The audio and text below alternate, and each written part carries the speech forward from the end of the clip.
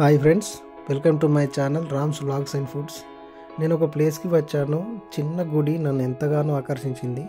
ఇక్కడ గుడి మీద వేసిన చిత్రాలు నన్ను ఎంతగానో నిజంగా ఆకట్టుకున్నాయి. నిజంగా చాలా గొప్పగా ఉంది. ఇది ఎల్లమ్మ గుడి. గౌడ కులస్తులకు ఎంతో ప్రతిష్టమైన గుడి.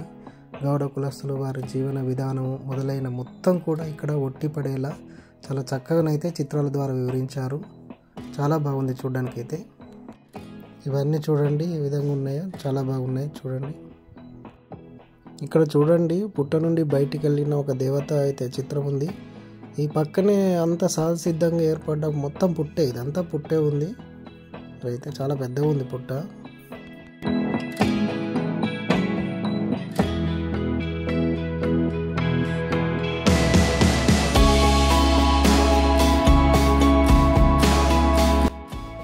ఇక్కడ పోట్లాటకు దిగిన ఇద్దరు వ్యక్తుల చిత్రం అయితే ఉంది. ఇది ఎందుకుందో నాకు తెలియదు.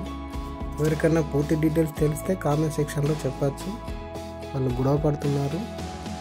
మరి అలాగే పక్కన కార్మికుల జీవన విధానమైన చెట్ల నుండి మరి కళ్ళను తీయడం, వాటికి సంబంధించిన కార్యక్రమాలు చేయడం, ఇదంతా గొప్ప చిత్ర ప్రదర్శన అయితే ఉంది. ఇదైతే చాలా బాగుంది. ఫస్ట్ అసలు ప్రకృతి మనకు ఏమిచ్చింది, అందులో మన జీవన విధానం ఎలా ఉంది అనిపించేలా ప్రతి ఒక్కటి కూడా చాలా బాగా వివరించారు. గీత కార్మికుల సగటు వారి జీవన విధానం మొత్తం కూడా ఇక్కడ కనిపించేలా ఉంది. ఇక్కడ గుడి మీద అయితే పులులు బొమ్మలు ఉన్నాయి. ఈ పక్కన శివుడు, పార్వతి, వినాయకుడి కూడా చాలా బాగుంది. ఇక్కడైతే పెయింటింగ్ అయితే ఎంత బాగా వేశారో, నిజంగా గ్రేట్, చాలా బాగుంది.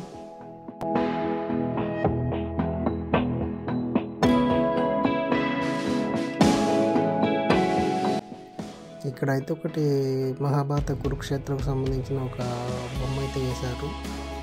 బాగుంది పెయింటింగ్. ఎవరు చేశారు అంటే నిజంగా చాలా బాగా చేశారు.